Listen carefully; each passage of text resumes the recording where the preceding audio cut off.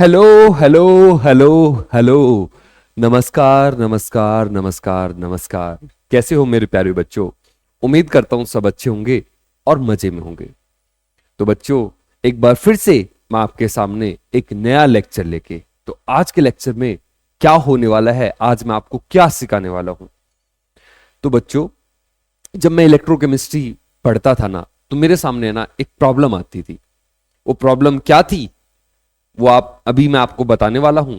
तो हो सकता है वो सेम प्रॉब्लम आपके सामने भी आ रही हो, क्योंकि जब मैं बच्चों को पढ़ाता हूं या मैं जब खुद पढ़ता था, उस सेम प्रॉब्लम बच्चों को भी आती थी, और जब मैं खुद पढ़ता था तो मुझे भी आती थी। और हो सकता है आपको भी वो प्रॉब्लम आ रही हो जब आप क्वेश्चन करते होंगे इलेक्ट्रोकेमिस्ट्री के। तो सबसे पहले उस प्रॉब्लम को समझते हैं, वो प्रॉब्लम क्या है। उसके बाद मैं हूं वो प्रॉब्लम आज के बाद कभी नहीं रहेगी। आज के बाद जो प्रॉब्लम मुझे होती थी या जो मेरे स्टूडेंट्स को होती थी या जो आपको होती है, वो प्रॉब्लम हमेशा के लिए खत्म हो जाएगी। पहले प्रॉब्लम को समझते हैं भाई, है ना, फिर उस प्रॉब्लम को दूर हटाते हैं। तो प्रॉब्लम क्या होती थी? तो देखो, दिक्कत ये होती थी मुझे, जब इलेक्ट्रोकेमिस्ट्री के क्वेश्चन आते थे तो उसमें है ना कई बार हाफ सेल बड़ी बेकार सी दी जाती थी।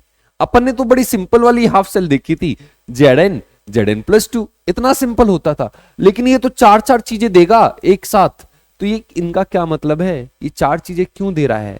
तो इनको जब ये आती हैं बच्चों के सामने तो बच्चा होपलेस हो जाता है, उसको समझ में नहीं आता क्या दे दिया, डर जाता है। इससे डरना नहीं है, बड़ी सिंपल चीज है।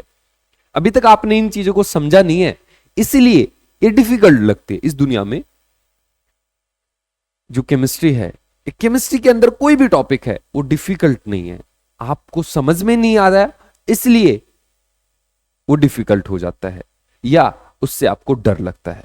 तो चलिए इसको हम समझेंगे। तो देखो, ऐसी ऐसी चीजें मैं आपको बस ये दिखाना चाह रहा हूं कि ऐसी बेकार बेकार सी आपको ऐसे हाफ सेल्स मिलेंगी और उनसे डरना नहीं है।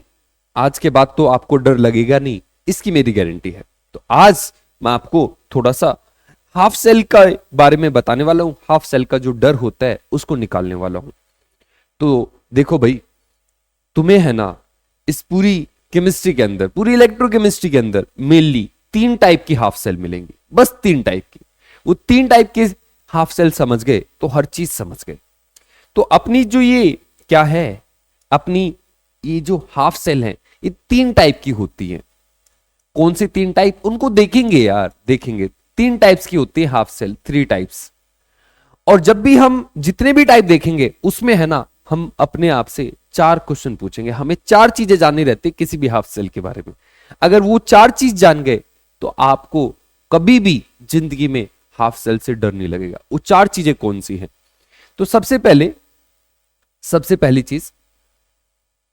पहली चीज आपको है ना उसका डायग्राम पता होना चाहिए, वो कैसी दिखती है ये तो पता होना चाहिए। दूसरा, आप उसको कैसे रिप्रेजेंट करोगे ये पता होना चाहिए, रिप्रेजेंटेशन।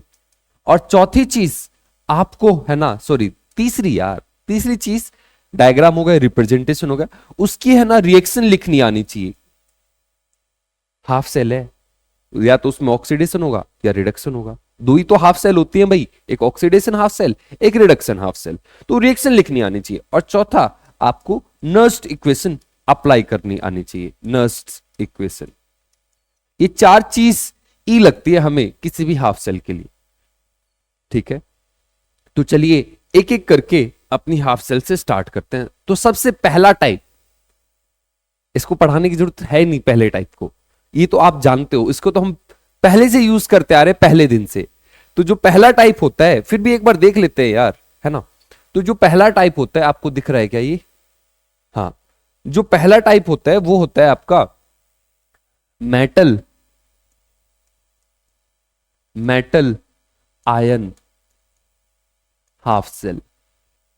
तो इस चैप्टर में है ना आपको सबसे ज्यादा ये वाली हाफ सेल मिलेगी, जिसमें एक मेटल होगा और उसका आयन उसके साथ प्रेजेंट होगा। ये कुछ ऐसी दिखती है। मैं इसका अगर डायग्राम बनाऊं आपके सामने, तो पहले डायग्राम बना रहा हूं, तो इसका डायग्राम कुछ ऐसा दिखता है। ऐसे कंटेनर रहेगा और उसके अंदर एक मेटल की रॉड रहेगी, जैसे कि आपने देखा था, हम एग्जाम्पल के लिए जिंक की रॉड ले लेते हैं और इसका आयन रहेगा, इसी का आयन, तो ये Zn+2, और इसके साथ नेगेटिव आयन तो रहेगा, उससे हमें कोई लेना देना नहीं है, ये कोई भी हो, लेकिन अगर जो मेटल है उसी का आयन जब प्रेजेंट होता है तो ये हाफ सेल का काम करता है, तो ये हमारी हाफ सेल बन गई, है ना। अब इसको रिप्रेजेंट कैसे करेंगे, ये तो अपना हो गया डायग्राम। सबसे पहली चीज मैंने आपको बताया था 4 चीजें, पहली चीज डायग्राम, ये अपना डायग्राम हो गया, पहली चीज अपनी कंप्लीट हुई। दूसरी चीज, इसको रिप्रेजेंट कैसे करेंगे, इसका रिप्रेजेंटेशन देखेंगे। रिप्रेजेंटेशन मतलब भाई जब आप सेल को शॉर्टकट तरीके से दिखाते हो तो कैसे दिखाते हो, तो इस इलेक्ट्रोड को कैसे दिखाएंगे, तो रिप्रेजेंटेशन आपको आता भी है। एक बार फिर से देख लेंगे यार, रिप्रेजेंटेशन स्पेलिंग तो कुछ गलत लग रही है, तो आप सही कर लेना यार, रिप्रेजेंटेशन, ठीक है, रिप्रेजेंटेशन।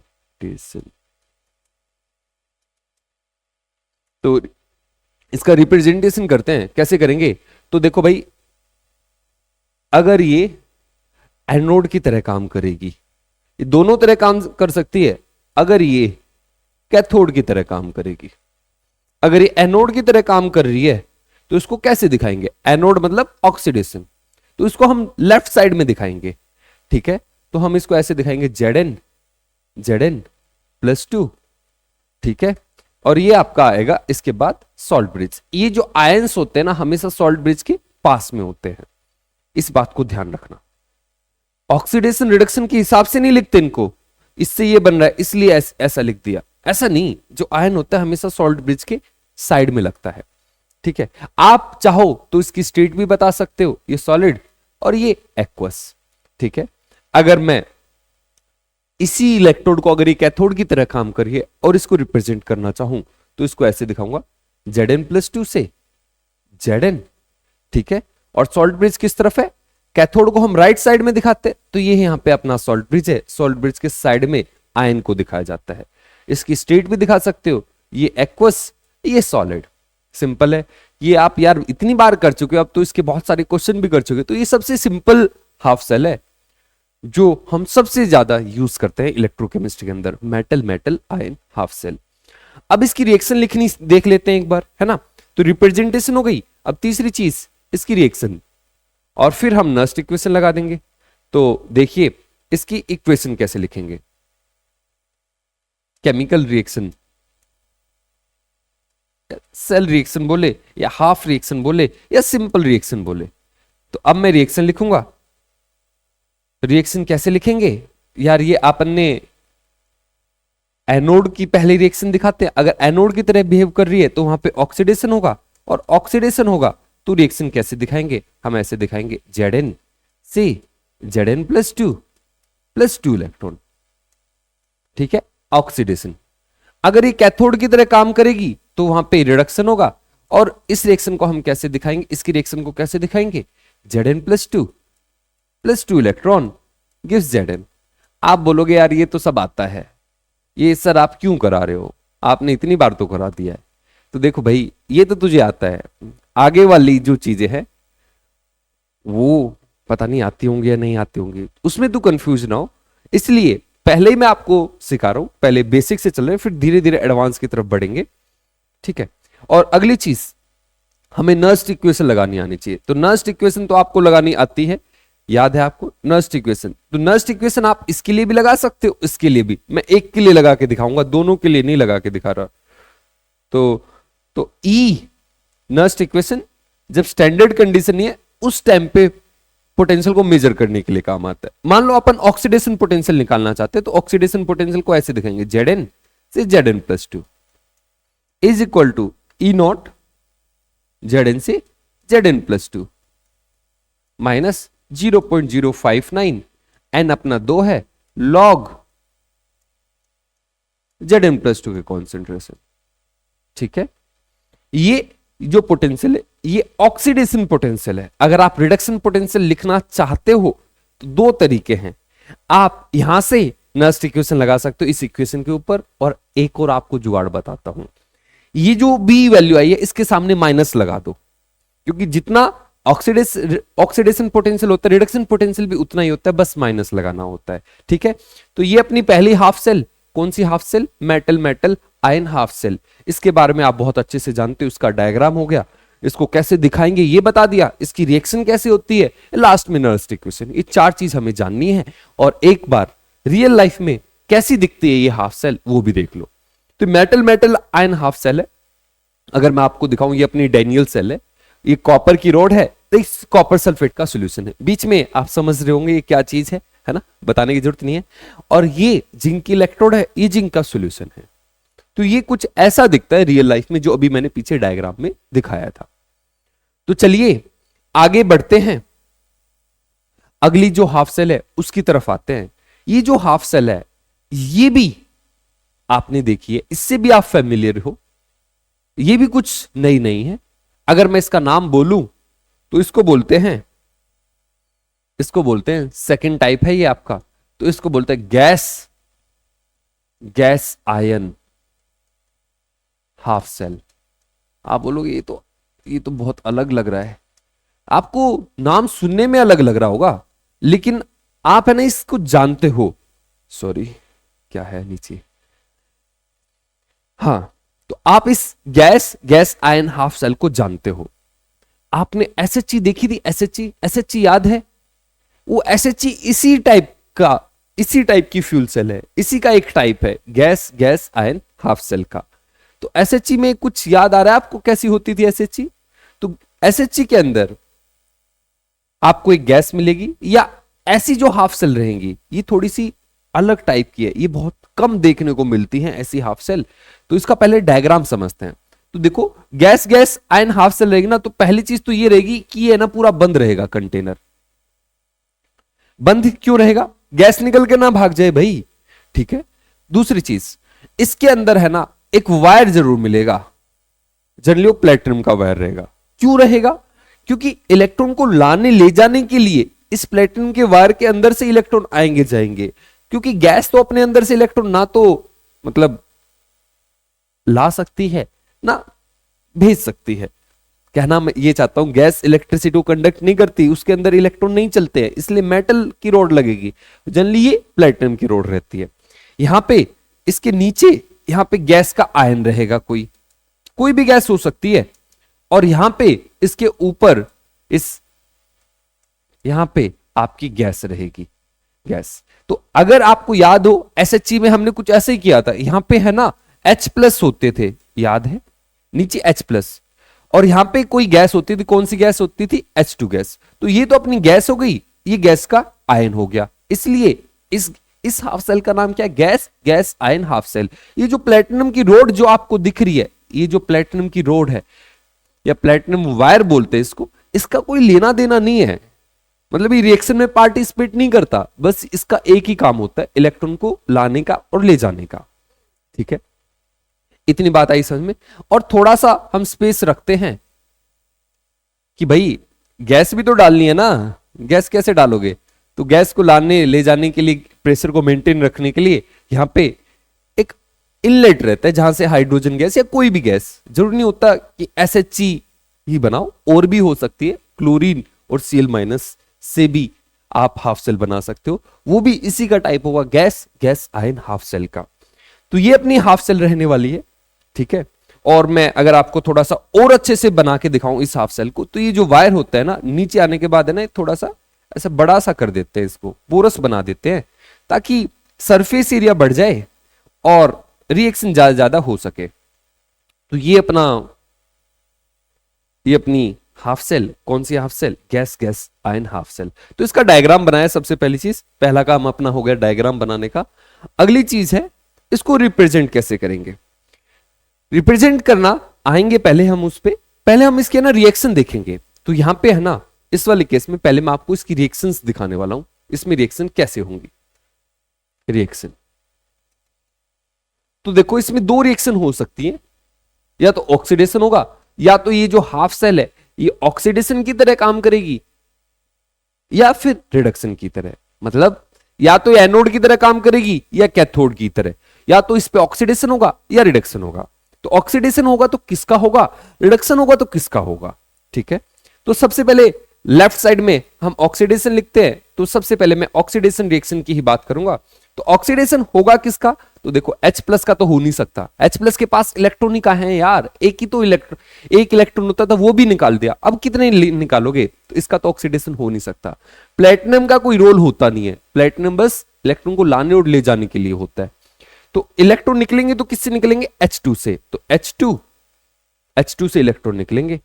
अगर H2 से इलेक्ट्रॉन निकलेंगे, कितने इलेक्ट्रॉन है H2 के पास, एक हाइड्रोजन के पास एक इलेक्ट्रॉन है, H2 के पास 2 इलेक्ट्रॉन है, दोनों निकाल दो तो क्या बचेगा, H प्लस बचेगा, कितने 2 और 2 इलेक्ट्रॉन। तो ये जो H2 है ना, ये इस H प्लस में कन्वर्ट हो जाएगा जब ऑक्सीडेशन होगा तो, ठीक है। आप इसको ऐसे भी दिखा सकते हो, कोई दिक्कत नहीं है, कुछ लोग इसको ऐसे भी दिखाएंगे 1/2 H plus plus electron. Actual बात यह है, आप ऐसे दिखाओ या इसको 2 से भी मल्टीप्लाई कर दो, पोटेंशियल का इससे कोई फर्क नहीं पड़ता, तो इसका कोई ज्यादा बड़ा रोल नहीं होता है, ठीक है ना। अपनी इलेक्ट्रोकेमिस्ट्री में कैसे लिख रहे हो आप, ऑक्सीडेशन, उसके बाद रिडक्शन रिएक्शन लिखनी है। तो रिडक्शन होगा तो किसका होगा, तो इलेक्ट्रॉन अब खाएगा तो कौन खाएगा, H प्लस खाएगा, इसी रिएक्शन का उल्टा करा दो बस, और क्या यार, दिख रहा होगा आपको। तो मैं यहां पे दूसरे कलर से लिखता हूं ताकि आपको समझने में आसानी हो। H प्लस, इसको 2 इलेक्ट्रॉन खिला दो और क्या बन गया, H2 बन गया, ठीक है। आप ऐसे भी लिख सकते हो, इस रिएक्शन को उल्टा करके भी लिख सकते हो। तो ये 2 रिएक्शन दिखा दी, ऑक्सीडेशन रिडक्शन। अगर ऑक्सीडेशन होगा तो H2 का होगा, रिडक्शन होगा तो H प्लस का होगा, ठीक है। ये हो गया रिएक्शन। अब मैं इसकी रिप्रेजेंटेशन करना सिखाता हूं आपको, इसको कैसे रिप्रेजेंट करेंगे। तीसरी चीज यहां पे आइए, तीसरी चीज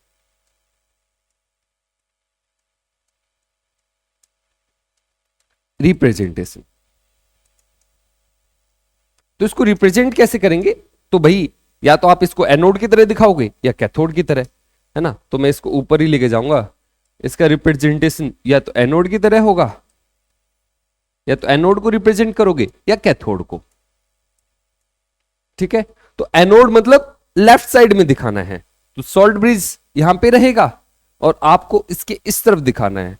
तो कैसे दिखाओगे, तो देख भाई यहां पे तो आना है हमेशा H प्लस, आयन तो हमेशा सॉल्ट ब्रिज के पास आएंगे, H प्लस और फिर H2 और फिर प्लेटिनम। इन सब की स्टेट अलग अलग है, इसलिए हमने एक डंडा डंडा लगाते चले गए, ये सॉलिड, ये गैस, ये एक्वस। आप इसको ऐसे दिखा भी सकते हो, ये गैस है, ये एक्वस है। प्लेटिनम को भी दिखाना पड़ता है क्योंकि वहीं से इलेक्ट्रॉन आ जा रहे हैं। और अगर हमें कैथोड को दिखाना है तो सबसे पहले सॉल्ट ब्रिज इस तरफ मिलेगा, राइट साइड में उसके कैथोड मिलेगी, और सबसे पहले किसको दिखाओगे आप, H प्लस आयन को, और H प्लस के बाद H2 को, और फिर प्लेटिनम को। कई बच्चे पूछेंगे कि सर ये प्लेटिनम को बीच में नहीं लगा सकते क्या, ये साइड में क्यों लगाना है, यार उसको साइड में ही रखना है, उसका काम ही साइड वाला है, वो मेन रिएक्शन में पार्टिसिपेट नहीं कर रहा है, तो इसलिए उसको बिल्कुल साइड में रखते हैं, बिल्कुल एंड में, या तो बिल्कुल लेफ्ट साइड वाले एंड में या बिल्कुल राइट साइड वाले एंड में, ठीक है। तो ये इसका रिप्रेजेंटेशन हो गया। इसके बाद हम नर्स्ट इक्वेशन लगाएंगे। तो नर्स्ट इक्वेशन, आप नर्स्ट इक्वेशन तो लगानी आती है, चौथी चीज आ गई नर्स्ट इक्वेशन।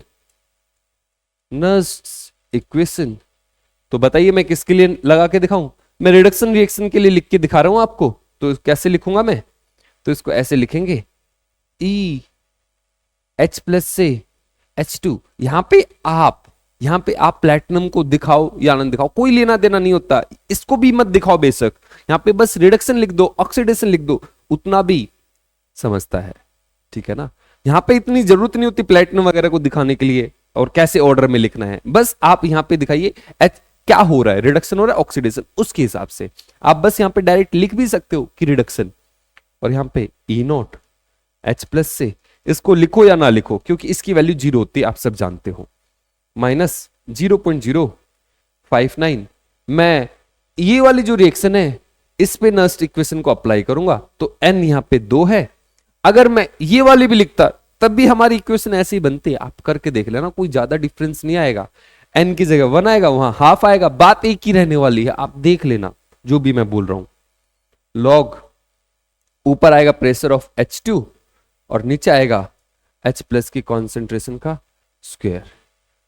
सही है, प्रोडक्ट और ये रिएक्टेंट। एक कंफ्यूजन हो सकती है आपके दिमाग में, उस कंफ्यूजन को दूर कर देता हूं।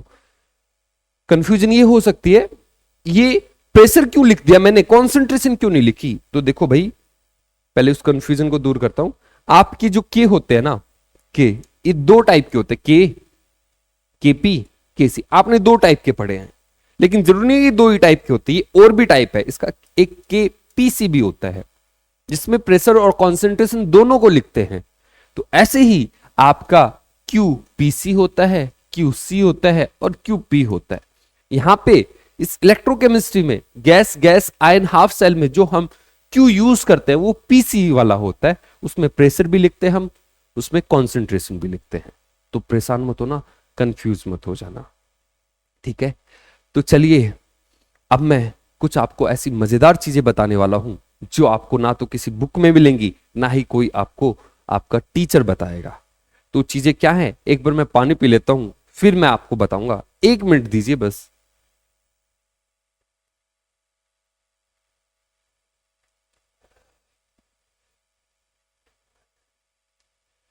तो भाई, कुछ इंपॉर्टेंट चीज बताने वाला हूं मैं आपको। तो वो इंपॉर्टेंट चीजें क्या क्या है, तो सुनना बड़े ध्यान से। पहली चीज कि इस दुनिया में है ना, मतलब रियल लाइफ में हम मोस्ट ऑफ द टाइम, मतलब 99% जो हाफ सेल यूज करते हैं वो पहले वाली यूज करते हैं, metal metal ion half cell. वो बड़ी सिंपल है, उन्हीं का सबसे ज्यादा यूज होता है प्रैक्टिकल एप्लीकेशन में। आपके टीवी के रिमोट का सेल है, आपकी कार की बैटरी है, उन सभी में, आपके फोन की बैटरी है, उसमें metal metal ion half cell का ही यूज करते हैं। 99% आपकी जो सेल मिलेंगे उसमें metal metal ion half cell मिलेगा। ये जो अभी हाफ सेल देखी हमने, gas gas ion half cell, ये बहुत ही रेयर है, बहुत ही रेयर, बहुत कम आपको देखने के लिए मिलेगी। रियल लाइफ में तो आप भूल ही जाओ, आप इसको देख पाओगे। रियल लाइफ में ये देखने को नहीं मिलती, ये बहुत रेयर है। इसका कारण ये है कि इसमें गैस का यूज होता है, और गैस को हैंडल करना इतना इजी नहीं होता, उसके प्रेशर को मेंटेन करना, है ना। तो ये जल्दी से मिलती नहीं है। मैंने तो मेरा जो कॉलेज था उसमें एक से एक बड़ी मशीनें थी। पूरे इंडिया में जो मशीनें नहीं होंगी वो मेरे कॉलेज में होती थी, लेकिन फिर भी ये तो मैंने आज तक देखा नहीं था कभी, क्या, gas gas ion half cell, क्योंकि इसको मेंटेन करना थोड़ा मुश्किल काम होता है। तो फिर आप बोलोगे बनाए क्यों भाई, इसको बनाए क्यों है? तो इसको बनाने का कारण यह है कि हमें है ना इलेक्ट्रोड्स का पोटेंशियल मेजर करने के लिए एसएचजी को बनाए क्यों, gas gas ion half cell को बनाए क्यों? अगर ये इतनी डिफिकल्ट है, यूज ही नहीं हो रही, इसका कोई यूज ही नहीं है, तो क्यों बनाया? तो इसका यूज बस इतना ही है कि रेफरेंस की तरह ली जाती है। हमें इलेक्ट्रोड का पोटेंशियल मेजर करना था, तो हमें किसी का जीरो लेना था, तो जीरो जो लिया गया वो एसएचजी का लिया गया, स्टैंडर्ड हाइड्रोजन इलेक्ट्रोड का, और तभी इस टाइप की हाफ सेल हमने बनाई, ठीक है। तो आप बोलोगे कि एसएचजी हमने बनाई है और इसका तो कोई यूज भी नहीं है, तो क्यों बनाई होगी? तो वो बात क्लियर है। तो इसका बनाने का कारण ये था कि भाई हमें क्या बोलते हैं, रेफरेंस चाहिए था। और एक और मजेदार बात आपको मैं बताता हूं, बहुत ही मजेदार बात। हमने इसको रेफरेंस के लिए बनाया तो सही एसएचजी को, लेकिन फिर भी इसको यूज ही नहीं करते। ये रेफरेंस तो है लेकिन फिर भी यूज नहीं होती। हम एक दूसरी इलेक्ट्रोड का यूज करते हैं रेफरेंस के लिए। मतलब थोड़ी डीप बात है, थोड़ा समझना। अपनी एसएचजी वो प्राइमरी स्टैंडर्ड है सबसे पहले नंबर पे, लेकिन उसका हम यूज नहीं करते क्योंकि उसको हैंडल करना बहुत डिफिकल्ट काम है। वो तो बहुत रेयर है, आपको देखने को मिलेगी, इस जिंदगी में नहीं मिलेगी, इसका भी श्योरिटी नहीं है। तो हम है ना उसका यूज नहीं करके किसी दूसरी इलेक्ट्रोड का यूज करते हैं एज ए स्टैंडर्ड। मतलब उसको हम रेफरेंस लेके कर चलते हैं। अलग मान लो तुमने एक हाफ सेल बनाई, यार क्या कहना चाहता हूं, और तुम उसका पोटेंशियल मेजर करना चाहते हो, तो तुम एसएचजी नहीं मिलने वाली तुम्हें, तो तुम एक दूसरी इलेक्ट्रोड लेते हो जिसको रेफरेंस इलेक्ट्रोड ही बोलते, लेकिन उसको बोलते हैं सेकेंडरी रेफरेंस इलेक्ट्रोड, और उसकी मदद से आप पोटेंशियल मेजर करते हो। आप बहुत कंफ्यूज हो गए होंगे, आपको लग रहा होगा कि एसएचजी है क्यों, ना ही उसका कुछ ना ही रेफरेंस के लिए यूज कर रहे हैं, ना ही डेली लाइफ में इसका यूज है, तो एसएचजी बनाई क्यों? इसका आंसर मैं दूंगा, एसएचजी बनाई ही क्यों है। लास्ट में, इस लेक्चर के लास्ट में मैं आपको बताऊंगा एसएचजी बनाई क्यों थी। पहले आप ये समझिए कि हम एसएचजी की मदद ना लेके एक दूसरी इलेक्ट्रोड होती है रेफरेंस इलेक्ट्रोड, जिसको हम सेकेंडरी रेफरेंस इलेक्ट्रोड बोलते हैं, उसका यूज करते हैं किसी भी हाफ सेल का पोटेंशियल मेजर करने के लिए, जो भी आप हाफ सेल बनाओगे। ठीक है, तो आपके दिमाग में क्वेश्चन होगा ऐसा क्यों कर रहे हैं? तो पहली चीज तो ये कि जो एसएचजी है उसको मेंटेन करना बहुत डिफिकल्ट टास्क है। दूसरी चीज, हमें उसकी ऐसी खास जरूरत है भी नहीं। जैसे आपको एक एग्जांपल से बताता हूं, थोड़ी हायर लेवल की बातें हो रही है, तो एक एग्जांपल लेता हूं। मान लो आपको है ना 1 किलो राइस खरीदना है, तो आप राइस खरीदने गए, तो अब वो जो दुकानदार है वो 1 किलो राइस आपको देगा। क्या वो जो एक्चुअल स्टैंडर्ड है उससे वे करेगा क्या?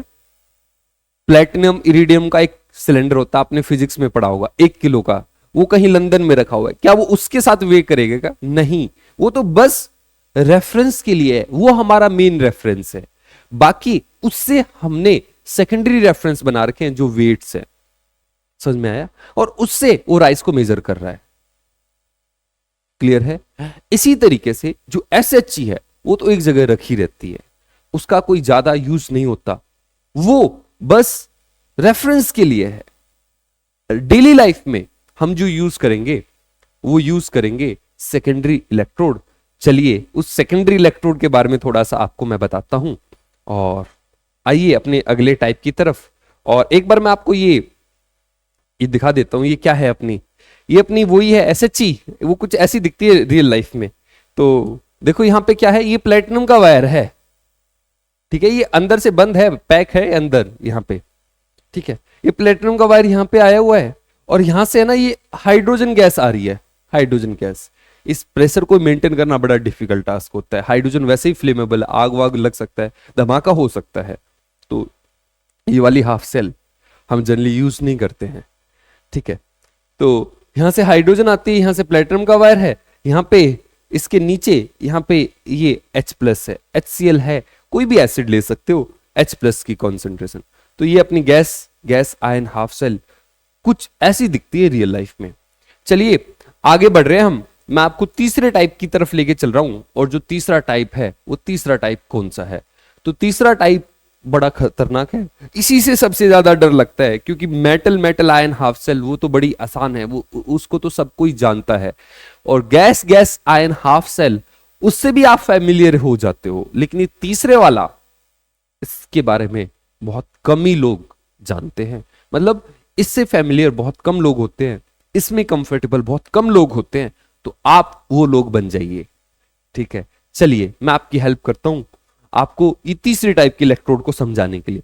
तो इस वाली इलेक्ट्रोड में क्या रहता है, इसमें है ना मेटल मिलेगा, मेटल का इनसॉल्युबल सॉल्ट मिलेगा, मेटल इनसॉल्युबल सॉल्ट, और एक एनायन मिलेगा, इसका नाम तो बहुत बड़ा है, हाफ सेल। एक मेटल मिलने वाला है, एक मेटल का इनसॉल्युबल सॉल्ट मिलेगा, और एक एनायन मिलेगा। फॉर एग्जांपल के लिए जो हमारी सेकेंडरी रेफरेंस इलेक्ट्रोड है, जो हम अधिकतर यूज करते हैं किसी भी इलेक्ट्रोड का पोटेंशियल मेजर करने के लिए, एसएचजी का तो यूज करेंगे नहीं, तो उसके हिसाब से हम मेजर करते हैं, तो वो कैसा दिखता है? तो इसका एक एग्जांपल है कैलोमल इलेक्ट्रोड। क्या होता है कैलोमल इलेक्ट्रोड? तो देखिए इसमें एक ऐसा कंटेनर रहेगा और इसमें मेटल रहेगा। तो मैं कैलोमल इलेक्ट्रोड के बारे में बता रहा हूं, इसके कई टाइप होते हैं, मैं आपको कैलोमल इलेक्ट्रोड के बारे में बता रहा हूं। तो कैलोमल इलेक्ट्रोड में यहां पे ये कलर दिख रहा है क्या आपको? यस, यहां पे है ना नीचे मरकरी रहती है, मरकरी Hg, इसको तो दूसरी कलर से दिखाना पड़ेगा। यहां पे ये मरकरी है, इसके ऊपर यहां पे एक पेस्ट होता है सॉलिड, और मतलब पेस्ट सॉलिड और लिक्विड टाइप का, सेमी सॉलिड टाइप का एक पेस्ट रहता है। इसके अंदर आपका रहता है Hg2Cl2, और इसके साथ Hg भी मिक्स होता है। इसी को हम बोलते हैं कैलोमल। इसलिए इस इलेक्ट्रोड को जो अभी मैं आपके सामने बनाने जा रहा हूं, एक एग्जांपल ले रहा हूं, इसको बोलते हैं कैलोमल इलेक्ट्रोड। ये मेटल इनसॉल्युबल सॉल्ट और एनायन हाफ सेल का एक एग्जांपल है। Hg2Cl2 कैलोमल बोलते हैं इसको। इसकी एक बड़ी इंटरेस्टिंग स्टोरी है, मैं थोड़ा सा बताना चाहता हूं इसको। ये दो वर्ड से बना है, कैलोस और मेलास। इस वर्ड का मतलब होता है गुड, और मेलास का मतलब होता है ब्लैक। इसका नाम है ना, नाम इसका पूरा अपोजिट है कैलोमल। एक्चुअली ना तो ये काला होता है ना ही अच्छा होता है Hg2Cl2। इसका नाम बिल्कुल अपोजिट है। Hg2Cl2 ये ना व्हाइट कलर का होता है। इसका नाम ऐसा है जो हमें धोखा देता है। इसका कारण ये है, गुड ब्लैक इसका बोलने का कारण ये है, कैलोमल बोलने का कारण ये है, एक टाइम पे, पुराने टाइम पे ये जो कैलोमल है ये बहुत ज्यादा यूज होता था, बहुत ही ज्यादा मेडिसिन के लिए। लोग इसको खाते थे, उनको पता ही नहीं होता था कि ये भाई पॉइजन है, पॉइजन है ये कैलोमल, और ये मीठा लगता है। तो Hg2Cl2 का टेस्ट मीठा होता है, तो लोगों को ये दिया जाता था एज ए मेडिसिन पुराने टाइम पे। बहुत सारी मेडिसिन के लिए, कोई भी किसी को दिक्कत होती इसको दे दिया जाता था। एक्चुअली Hg जो होता है, मर्करी जो होता है, पॉइजन होता है। वो हमें क्या, बैक्टीरिया सबको मार देता है। तो पुराने टाइम पे इसको दिया जाता था बैक्टीरिया या कुछ हो उसको खत्म करने के लिए। लेकिन अगर ज्यादा अमाउंट में चला जाए तो आदमी को ही खत्म कर सकता है ये। तो ये थोड़ी सी कैलोमल की स्टोरी याद रखना। Hg2Cl2 ये इनसॉल्युबल होता है पानी के अंदर, ठीक है। और यहां पे एक सॉल्यूशन भर के रखते हैं हम इसके अंदर। ये जो सॉल्यूशन रहेगा वो रहेगा KCl का, तो इसके अंदर Cl माइनस आयन रहेंगे, K प्लस B आयन रहेंगे। और यार इलेक्ट्रिसिटी प्रोवाइड करने के लिए, इलेक्ट्रॉन को लाने ले जाने के लिए इस वाली में हमें प्लेटिनम का वायर लगता है।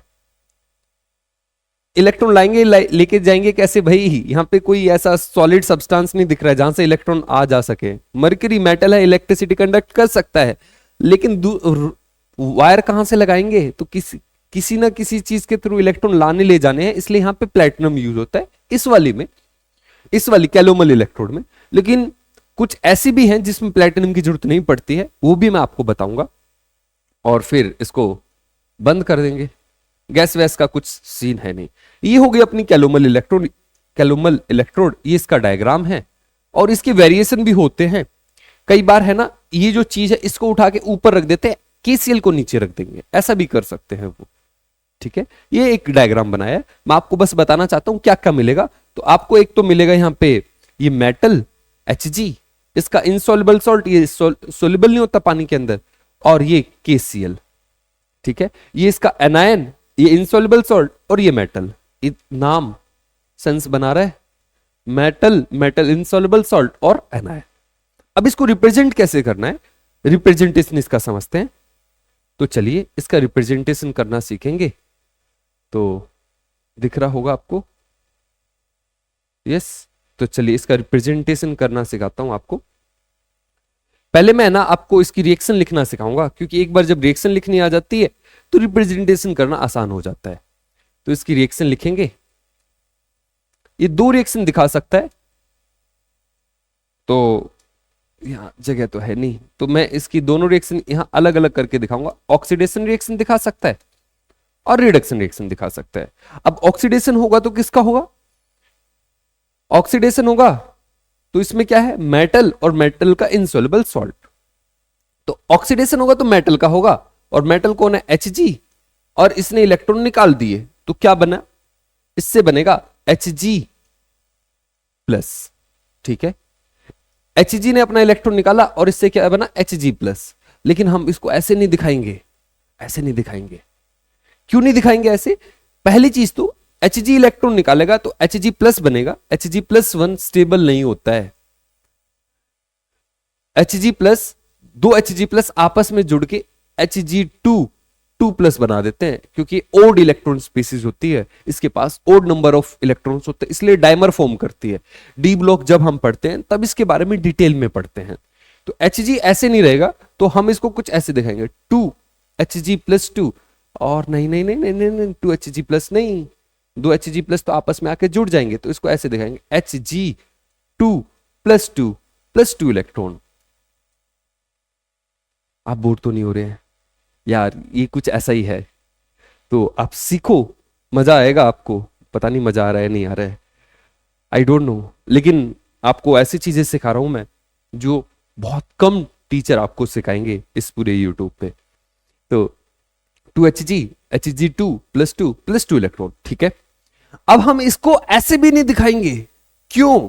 क्योंकि Hg2+2 है, जब भी ये बनेगा Hg से ऊपर KCl भी बैठा हुआ है, तो KCl इसके साथ रिएक्ट कर जाता है, किसके साथ? इसके साथ, Cl- इसके साथ जुड़ के H ये कैलोमल बनाने लग जाता है, सॉलिड बना देता है। तो हम इसको एग्जैक्ट ऐसे दिखाएंगे, 2Hg+2Cl- gives you Hg2Cl2+2 electron. इसको दिखाने का ढंग ये है। तो ये भाई यही बच्चे फंसते हैं, इसकी रिएक्शन लिखने में, इसको रिप्रेजेंट करने में। बाकी दूसरी तो आसान है, सीखना था इस लेक्चर में, यही सीखना है आपको, सबसे इंपॉर्टेंट चीज यही है। ये समझ में आया? अच्छा, अब रिडक्शन रिएक्शन लिखना सिखाता हूं आपको, रिडक्शन रिएक्शन लिखना। तो रिडक्शन रिएक्शन कैसे लिखेंगे? तो रिडक्शन रिएक्शन को लिखते हैं, तो रिडक्शन किसका होगा? मेटल का नहीं होगा, मेटल इलेक्ट्रॉन खाएगा नहीं, उसके सॉल्ट का होगा। अच्छा, इसका क्या काम था? इसका काम बहुत बड़ा काम है इसका। देखो, अगर इसको हटा दो, मेटल इनसॉल्युबल सॉल्ट को हटा दे, तो मेटल और मेटल का आयन नहीं, ये तो अनायन बन गया। तो इसमें है ना, इसका कुछ काम है, उसका कुछ काम है। वो काम क्या है लास्ट में बताऊंगा, वीडियो के लेक्चर के एंड में। और एक और क्वेश्चन अभी बचा हुआ है, क्या क्या था क्वेश्चन? क्वेश्चन ये था कि आप भूल गए, मुझे याद है, कि अपनी जो SHC है वो हमने बनाई क्यों, उसको स्टैंडर्ड क्यों लिया? अभी आएंगे उस पर, टेंशन मत लो, पहले यहां पे चलते हैं। तो रिडक्शन जो होगा किसका होगा? Hg2Cl2 का। अच्छा, आपको स्टेट बतानी हो तो स्टेट भी बता सकते हम, है ना, बताएंगे, 2 मिनट दीजिए मुझे। इसका रिडक्शन होगा, तो एक Hg, इसमें Hg+1 स्टेट में है, 2 Hg है, तो 2 इलेक्ट्रॉन खाएंगे, और इससे क्या बनेगा? इससे बनेगा Hg, कितने बनेंगे? 2, और क्या बनेगा? Cl- कितने बनेंगे? 2। अब आप अगर स्टेट दिखाना चाहो तो अच्छा रहेगा, मैं बता देता हूं। Hg ये लिक्विड स्टेट में है, ये एक्वा स्टेट में है, ये आपका सॉलिड स्टेट में है। Hg2Cl2 सॉलिड है, ये लिक्विड है, और ये एक्वस है। इस तरीके से हम इसकी सेल की रिएक्शन लिखेंगे। ये रिडक्शन रिएक्शन, ये ऑक्सीडेशन रिएक्शन। अब इसका रिप्रेजेंटेशन देखते हैं, इसको रिप्रेजेंट कैसे करेंगे। रिप्रेजेंटेशन और सेल रिएक्शन, यही इसकी बड़ी अहम है, जिसमें बच्चे को दिक्कत होती है, परेशानी होती है, मुझे भी उसी में होती थी। तो रिप्रेजेंटेशन,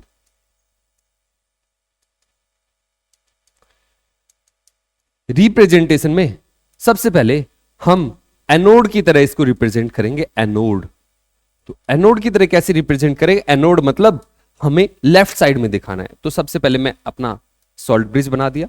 सॉल्ट ब्रिज के साथ में जो चीज आएगी वो क्या आएगी? आयन। आयन कौन सा है इसमें? ये तो लिक्विड है, ये सॉलिड। आयन तो इसमें Cl- ही है जो पार्टिसिपेट कर रहा है, K+ का कोई रोल नहीं है, एनायन का रोल है, Cl- का, ठीक है। अच्छा, और क्या? अब ऑक्सीडेशन हो रहा है, तो क्या हो रहा है? Hg से क्या बन रहा है? Hg2Cl2। Hg से क्या बन रहा है? Hg2Cl2। ये फिक्स है कि आयन को राइट साइड में दिखाना है, और फिर आप जैसा अच्छा लगे, Hg ऐसे, Hg2Cl2 ऐसे दिखाइए, और प्लेटिनम को एक तरफ कोने में रख दीजिए, क्योंकि उसका इस रिएक्शन में कोई पार्टिसिपेशन है ही नहीं। तो ये एनोड हो गया, एनोड को दिखा दिया हमने। और इसके नीचे अगर ये कैथोड की तरह बिहेव करेगा, कैथोड, तो उसको दिखा देते हैं। ये इलेक्ट्रोड अगर कैथोड की तरह बिहेव करेगी तो कैसे दिखाएंगे? तो देखो, कैथोड में हम कैसे दिखाएंगे? कैथोड में इस तरफ सॉल्ट ब्रिज रहेगा, हम इसके इस तरफ दिखाएंगे। तो सबसे पहले हम किसको दिखाएंगे, सबसे पहले अपना Cl माइनस, ठीक है। उसके बाद क्या हो रहा है, Hg2Cl2 से क्या बन रहा है, Hg, Hg2Cl2 से क्या बन रहा है, Hg। देखो हम कैसे दिखाने वाले हैं, उसमें एक चीज तो फिक्स है, आयन को, जो आयन होते हैं एक्वस, जो वो इस सॉल्ट ब्रिज के पास ही होता है। बाकी आपके पास थोड़ी सी चॉइस रहती है, और चॉइस में भी हम जो हमारे लिए सबसे अच्छा है, जिससे सबसे अच्छा समझेगा उस तरीके से लिखना पसंद करते हैं। यहां पे ऑक्सीडेशन हो रहा है इसलिए हमने इसको ऐसे दिखाया, और यहां पे रिडक्शन हो रहा है इसलिए हमने HgCl2 से Hg दिखाया, और यहां पे बिल्कुल एंड में प्लेटिनम, ठीक है। ये एनोड, ये कैथोड। आई होप आपको समझा होगा। लास्ट चीज अभी बची है, नर्स्ट इक्वेशन। अब मैं आपको इसके लिए नर्स्ट इक्वेशन अप्लाई करके दिखाऊंगा, ये सबसे अहम चीज। और लास्ट चीज, फोर्थ, नर्स्ट इक्वेशन। बहुत बड़ा लेक्चर हो गया ऐसा लगता है मुझे तो पसीने आए हुए। मजाक कर रहा हूं यार, आपके लिए कुछ भी कर सकता हूं मैं।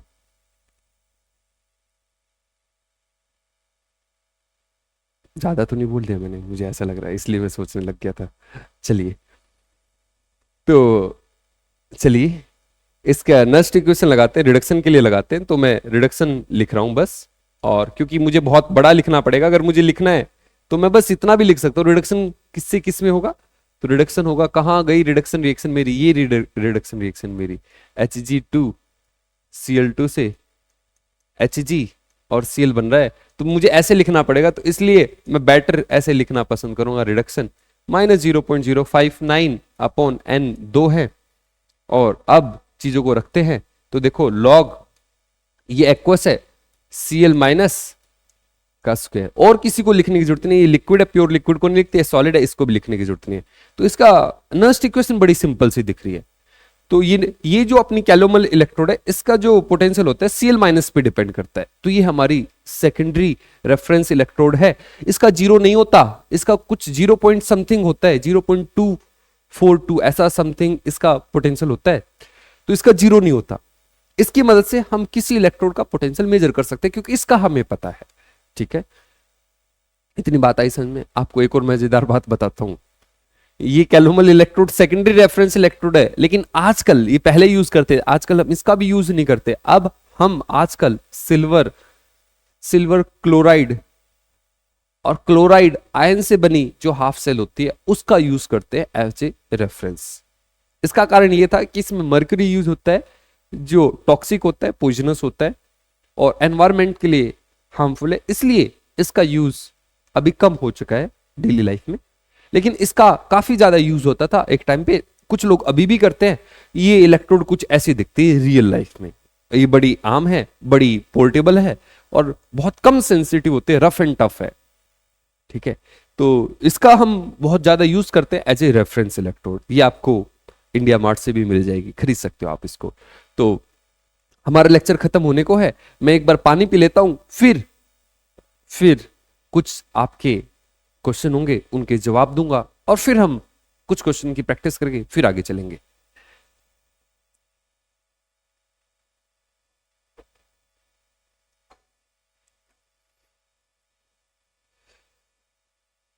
चलिए बच्चों, हमारा जो लेक्चर है ऑलमोस्ट खत्म होने को आ गया है। अब 2-3 क्वेश्चन है जो आपके दिमाग में आ रहे होंगे। पहला क्वेश्चन ये होगा कि भाई ये जो हमारी सेकेंडरी इलेक्ट्रोड है, ये हमने क्यों बनाई, मतलब इतनी बेकार क्यों बनाई। उसमें मेटल है, मेटल इनसॉल्युबल सॉल्ट है, एक अनायन है, ऐसा क्यों। जिंक वाली इलेक्ट्रोड को भी तो हम सेकेंडरी इलेक्ट्रोड बना सकते थे ना, क्यों नहीं बनाई हमने उसको, समझे क्या। जिंक वाली इलेक्ट्रोड को क्यों नहीं बनाया, इसी को क्यों बनाया। तो इसके पीछे एक राज छुपा हुआ है, वो राज जानिए।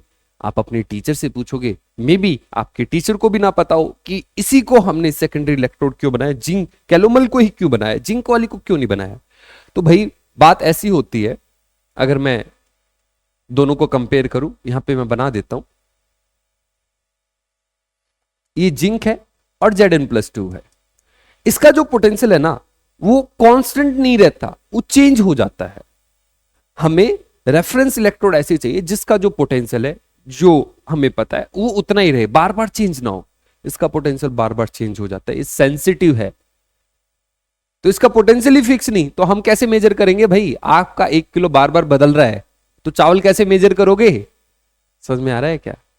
अच्छा, इसमें क्या सीन है, अपनी जो दूसरी वाली जो कैलोमल इलेक्ट्रोड है कुछ ऐसी बनती थी, यहां पे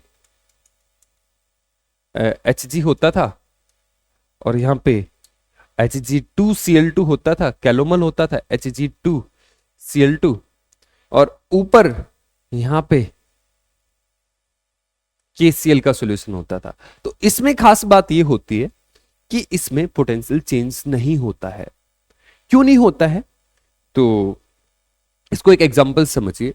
ये वाली इलेक्ट्रोड का हम एज ए रेफरेंस क्यों ली, ये वाली हमने रेफरेंस क्यों नहीं ली?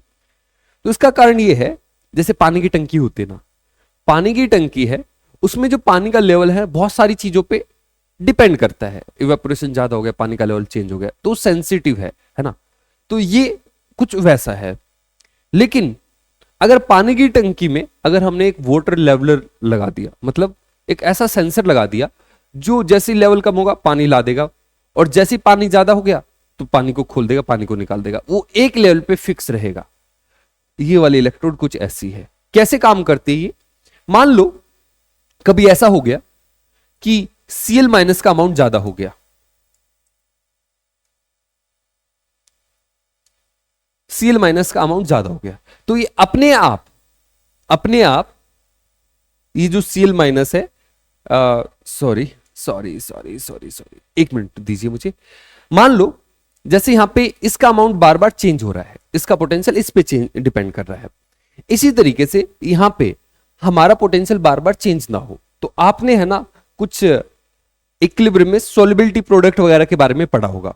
तो क्या कहना चाहता हूं, तो यहां पे ऐसा सीन है कि मान लो Cl- ज्यादा हो गया, तो ये है ना अपने आप Hg के साथ कंबाइन करके Hg का अपने आप ऑक्सीडेशन होने लगेगा, और ये अपने आप अपने अमाउंट को कम कर लेगा। Hg sorry sorry sorry sorry sorry sorry Hg2Cl2 plus 2 electron, तो Cl का अमाउंट अपने आप चेंज हो जाता है, ये सॉलिड में अपने आप कन्वर्ट हो जाता है। अगर ज्यादा Cl हो गए तो ये अपने आप इस तरफ भाग जाता है, अगर कम है Cl तो ये अपने आप टूट के Cl- और बनाने लगता है। तो यहां पे जो Cl की कॉन्सेंट्रेशन है ना, वो इक्विलिब्रियम में रहती है, क्योंकि इनसॉल्युबल सॉल्ट है उसके साथ, तो वो है ना अगर कम हो गई तो अपने आप ज्यादा हो जाएगी, ज्यादा हो गई तो अपने आप कम हो जाएगी। तो इसमें है ना, इसमें ये जो अपनी इलेक्ट्रोड है, कौन सी वाली? मेटल इनसॉल्युबल सॉल्ट वाली। इसमें ये जो इनसॉल्युबल सॉल्ट है, इसका काम ये है तो वही मेटल है और मेटल का आयन, लेकिन हमारी जो कॉन्सेंट्रेशन है मेटल के आयन पे डिपेंड नहीं करी, क्योंकि मेटल का आयन किस में? सॉलिड स्टेट में। तो हमने इसका जो पोटेंशियल है वो इनडायरेक्टली Cl के साथ कनेक्ट कर दिया। थोड़ी डीप बातें हैं यार ये। तो Cl का अमाउंट चेंज होने से इस इलेक्ट्रोड का पोटेंशियल चेंज हो सकता है, लेकिन अगर थोड़ा बहुत वेरिएशन आ रहा है तो वो अपने आप को एडजस्ट कर लेता है, उसको तोड़ के और मतलब इसके साथ जुड़ के। तो इसमें ये जो कैलोमल इलेक्ट्रोड है उसमें ज्यादा पोटेंशियल का चेंज आता नहीं है, और इसलिए इसको हमने सेकेंडरी रेफरेंस इलेक्ट्रोड बनाया।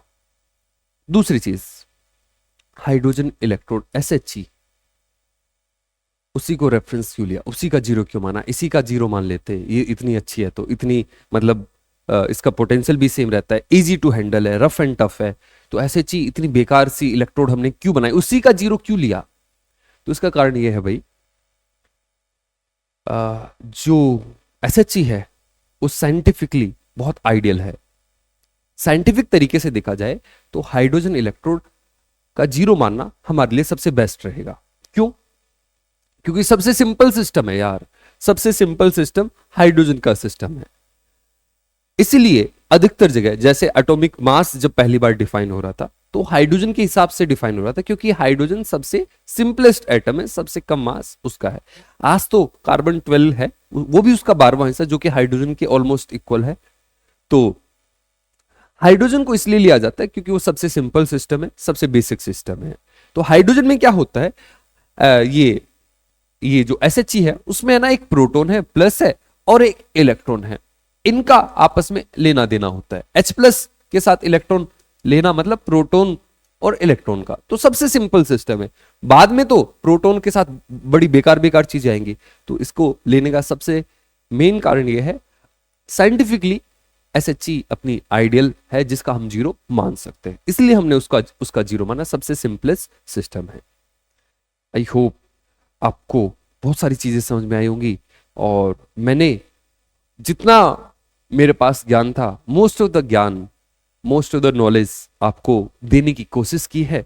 और कई बार तो मुझे डर लगता है कभी मैं आपको ज्यादा ही कुछ ना बता दूं, आप इतना मतलब डाइजेस्ट कर पाओगे या नहीं कर पाओगे। तो आपको लेकिन एक चीज मैं बता रहा हूं, जो जो चीजें मैंने आपको बताई हैं, ऐसा हो सकता है आपको आपके टीचर को भी ना पता हो, आप अपने टीचर से भी ज्यादा नॉलेजेबल बन जाओ। और मैं कुछ ऐसा ही चाहता हूं कि आप इतना जान जाओ कि आपके आसपास वाले समझे जाने कि ये बंदा कोई अलग है। तो चलिए, अब मैंने आपको बहुत सारे टाइप बताए, एक बार आपकी नॉलेज को चेक कर लेते हैं। तो आप जल्दी जल्दी मुझे बताना, ये आपको टाइप पहचानने हैं, आप पहचान सकते हो कौन सा टाइप है ये। तो इसमें प्लेटिनम है, Hg है, Hg2Cl2 Cl- है, समझ गया।